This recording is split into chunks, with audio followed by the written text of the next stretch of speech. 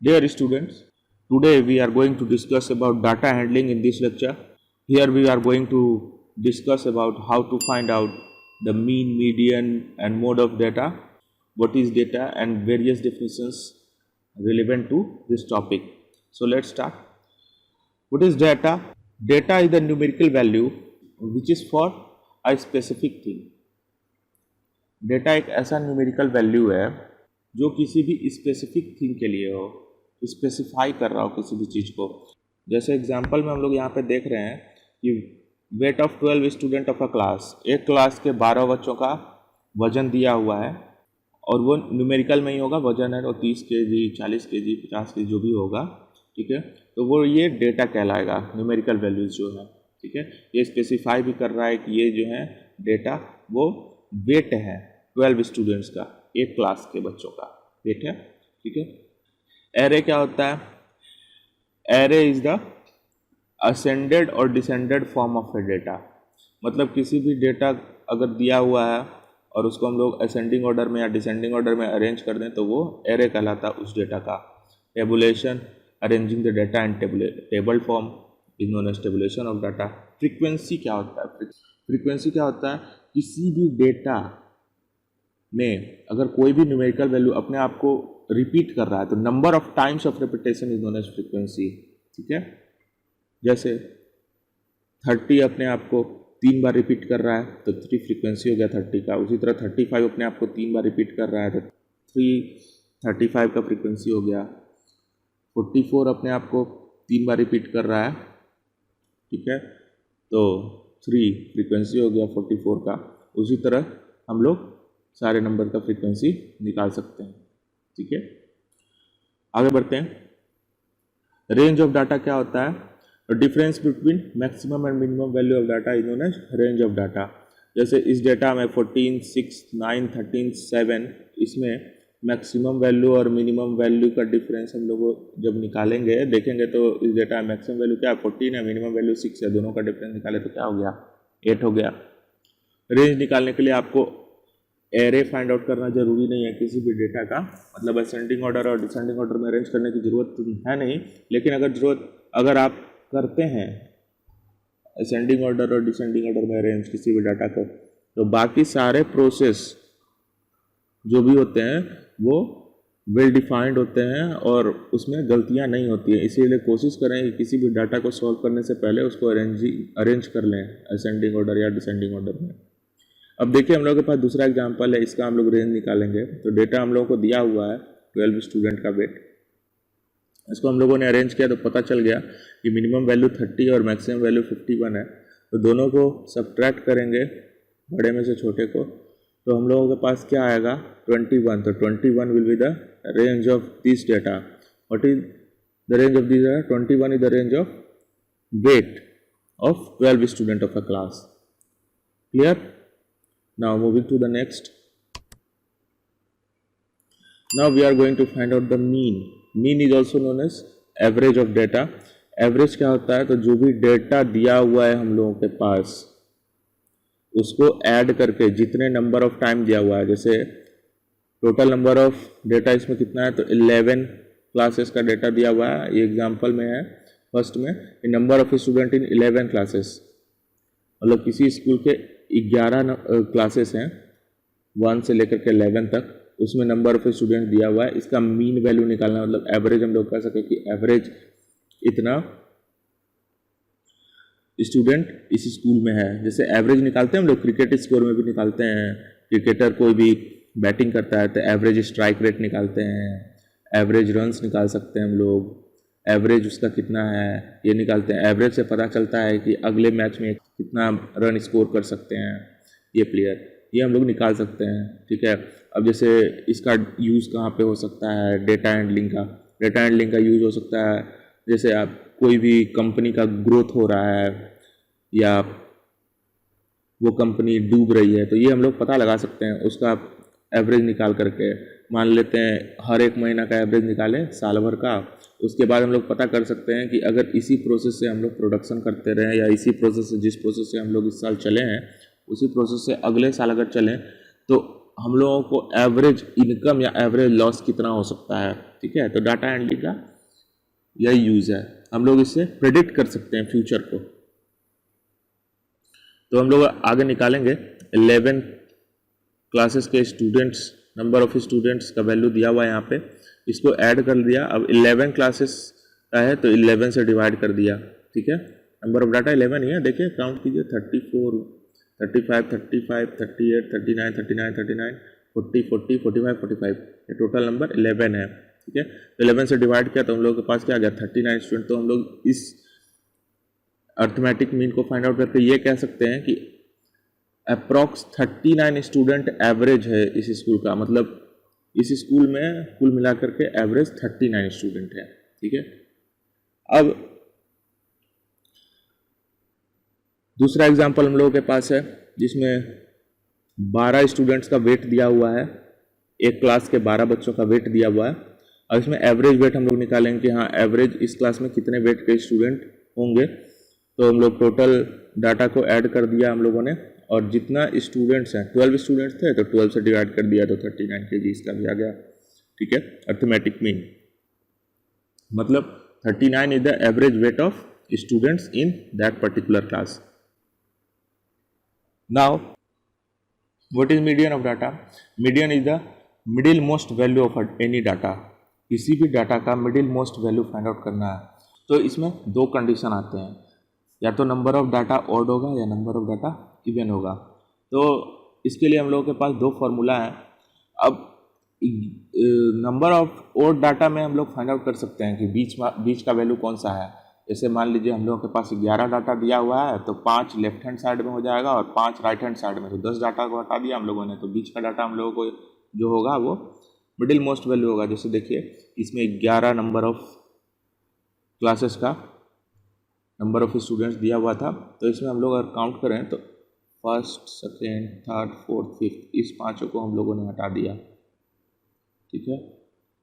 और उसी तरीके से हम लोग इधर लेफ्ट हैंड साइड से गिने तो 1 2 3 4 5, इस पाँचों को हम लोगों ने हटा दिया, ठीक है। तो अब ये वाला डाटा को हम लोग मिडिल मोस्ट वैल्यू कह सकते हैं, ठीक है। तो ऑड नंबर में तो फाइंड आउट कर लेंगे, ऑड नंबर में तो फाइंड आउट कर लिया हम लोगों ने। अब इवन नंबर को फाइंड आउट करने के लिए आएगा, इवन नंबर ऑफ डाटा दिया हुआ है उसका मोड निकालने के लिए आएगा, तो मिडिल मोस्ट हम निकाल रहे हैं मान लीजिए बिना फॉर्मूला यूज़ किए हुए। तो यहाँ देखिए दूसरा केस में 12 स्टूडेंट का डाटा दिया हुआ है, 12 यहाँ पे इवन है, ठीक है। तो ये टोटल 12 डाटा होंगे। अब इसमें से हम लोग बीच का वैल्यू निकाल लेंगे। तो बीच का वैल्यू निकालने के लिए हम लोग काउंट करते हैं 1 2 3 4 5 6 डाटा इधर हम लोगों ने निकाल लिया, ठीक है। उसी तरह राइट हैंड साइड से भी 1 2 3 4 5 6 डाटा इधर भी निकाल लिया, बराबर बराबर डाटा दोनों तरफ रहना चाहिए, निकाल लिया।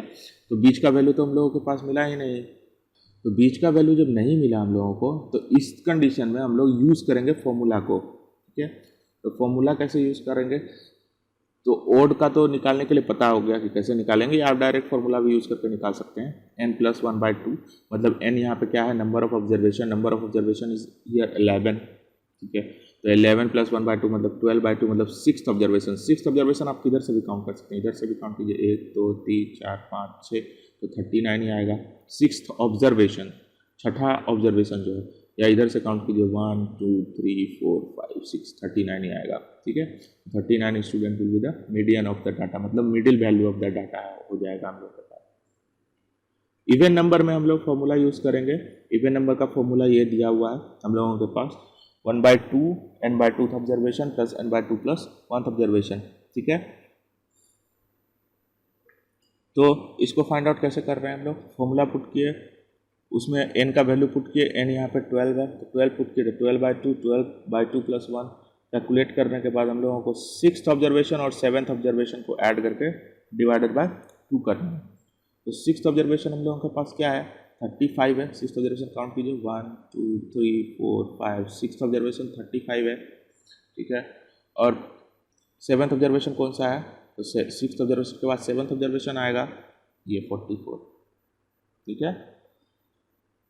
तो 35 और 44 को ऐड करके 2 से डिवाइड कर 39.5 kg जो आया वो इस डाटा का मिडिल मोस्ट वैल्यू है, ठीक है। वो हम लोग प्रोसीड करते हैं आगे। मोड ऑफ डाटा क्या होता है? Mode of data is that number of any data which repeats itself most of the time. जो अपने आप को सबसे ज़्यादा बार रिपीट करे किसी भी डेटा में, कि कोई भी नंबर, तो वो उस नंबर उस डाटा का मोड हो जाता है। जैसे हम लोगों के पास पहले एग्जांपल है, 11 स्टूडेंट्स का डाटा दिया हुआ है हम लोगों के पास। अब इसमें देखेंगे तो 34 एक बार आया, 35 दो बार आया, 38 एक बार आया, 39 तीन बार आया, 40 दो बार आया और 45 दो बार आया। तो 39 अपने आप को सबसे ज़्यादा बार इसमें रिपीट कर रहा है, तो 39 इसका मोड हो जाएगा। ठीक है, लेकिन ऐसा भी तो डाटा आ सकता है जिसमें हम लोग ऐसा नंबर फाइंड आउट नहीं कर सकें जो अपने आप को बार बार रिपीट कर रहा हो या सबसे ज़्यादा बार रिपीट कर रहा हो बार बार। देखिए दूसरा एग्जांपल में 12 स्टूडेंट्स का वेट दिया हुआ है और इस डेटा में 30 तीन बार रिपीट कर रहा है अपने आप को, 35 तीन बार रिपीट कर रहा है, 44 तीन बार रिपीट कर रहा है, 45 दो बार रिपीट कर रहा है और 51 एक बार ही है, रिपीट नहीं कर रहा है, एक बार ही है। तो हम लोग यहाँ पे देख रहे हैं कि कोई भी डाटा हम लोग ऐसा फाइंड आउट कर नहीं पा रहे हैं जो अपने आप को सबसे ज़्यादा रिपीट कर रहा हो। क्लियर? कोई एक डाटा, ठीक है, तो हम लोग यहाँ पे क्या यूज करेंगे? Empirical formula. अब एम्पिरिकल फार्मूला क्या है? एम्पिरिकल फार्मूला है mode equal to 3 into median minus 2 into mean. Clear? इसी फॉर्मूला को मैंने सिंप्लीफाई करके इस तरीके का बनाया है ताकि आप लोग याद कर सकें। Mean minus median equal to mean minus mode, और LHS में जो टर्म है मीन माइनस मीडियन, उसको 3 से मल्टीप्लाई कर देना है। ठीक है, तो ये याद करने में आसानी होगा। देखिए दोनों तरफ मीन में से ही मीडियन या मोड सब्ट्रैक्ट हो रहा है और मीन में से जब मीडियन को सब्ट्रैक्ट कर रहे हैं तो उस नंबर को 3 से मल्टीप्लाई कर देना है। तो ये फॉर्मूला पे हम लोग यूज़ करेंगे। ये फॉर्मूला हम लोग यूज़ करके मोड निकालेंगे। तो मोड निकालने के लिए हम लोगों को सबसे पहले डाटा का मीडियन और मीन पता रहेगा, तब तो मोड निकलेगा इस फॉर्मूला से। तो मीडियन हम लोग निकाल चुके हैं पहले और मीन भी निकाल चुके हैं हम लोग। वैल्यू पुट करेंगे यहाँ पे। मीडियन का वैल्यू 39.5, मीन का वैल्यू 39। ठीक है, तो कैलकुलेट करके हम लोग के पास 40.5 kg रिजल्ट आएगा जो कि मोड हो जाएगा किस डाटा का? तो weight of 12 student of a class. Now moving to the next slide. हम लोगों के पास कुछ इम्पॉर्टेंट पॉइंट्स हैं रिलेटेड टू डाटा हैंडलिंग। बच्चों को कन्फ्यूज़न होता है कभी कभी कि मीन मीडियन और मोड का वैल्यू एक जैसा आ सकता है या नहीं आ सकता है या हमेशा अलग अलग रहेगा। तो उसके लिए मैंने ये पेज डाला है ताकि आप लोगों का कन्फ्यूज़न क्लियर हो सके। हम लोगों ने सिमेट्री पढ़ा होगा क्लासेस में। फिलहाल हम लोग इतना समझेंगे डाटा हैंडलिंग में कि हाँ, मीन मीडियन और मोड का वैल्यू इक्वल भी हो सकता है और मीन मीडियन मोड का वैल्यू अलग भी हो सकता है। ठीक है, अलग अलग भी तीनों का वैल्यू हो सकता है या तीनों का वैल्यू सेम भी हो सकता है, depending upon distribution of data. Clear? जब हम लोगों के पास अलग अलग वैल्यू होगा मीन मीडियन और मोड का आने लगेगा तो डाटा हमेशा एसिमेट्रिक ही रहेगा और हम लोग इसमें एम्पिरिकल फार्मूला यूज़ करते हैं फाइंड आउट करने के लिए, जो कि कार्ल पियर्सन द्वारा दिया गया है। कार्ल पियर्सन का नाम सभी लोगों ने सुना होगा, इतना नहीं सुना होगा तो पियर्सन पब्लिकेशन का नाम सब लोगों ने सुना होगा। ठीक है, आगे कुछ बताने की तो उसमें ज़रूरत नहीं है, पियर्सन पब्लिकेशन बहुत ही फेमस पब्लिकेशन है। थर्ड पॉइंट ये कहता है कि एम्पिरिकल फार्मूला, जो ये फार्मूला था हम लोगों के पास 3 into median minus 2 into mean is equal to mode, या एक और फार्मूला था हम लोगों के पास जो इसी को सॉल्व करके आया हुआ था 3 into mean minus median equal to mean minus mode. तो ये जो फॉर्मूला है ये एम्पिरिकल है, थ्योरेटिकल नहीं है। इसको बहुत सारा ऑब्जर्वेशन के बाद, कैलकुलेशन के बाद बनाया गया है, थ्योरेटिकल नहीं है, कोई इसका प्रूफ नहीं है कि हाँ ये फार्मूला एकदम सही ही है। इसीलिए एम्पिरिकल फार्मूला से हम लोग एग्जैक्ट वैल्यू ऑफ मोड या किसी भी तीन वेरिएबल है हम लोगों के पास, एक मोड है, एक मीडियन है, एक मीन है, तो किसी भी दो वेरिएबल का वैल्यू दिया हुआ है और एक वेरिएबल फाइंड आउट करने के लिए दिया गया और हम लोगों ने एम्पिरिकल फार्मूला से उसको फाइंड आउट किया, तो कोई ज़रूरी नहीं है कि एग्जैक्ट आंसर आए। लेकिन ऐसा भी नहीं है कि इस फार्मूला से बनाएंगे तो गलत आंसर होगा, क्योंकि हम लोगों के पास और कोई फार्मूला अवेलेबल नहीं है। Clear? I hope you have understood it well. मुझे आशा है कि आप लोगों को डाटा हैंडलिंग से रिलेटेड लगभग सारे प्रॉब्लम का सॉल्यूशन मिल गया होगा। So all the best. Thank you.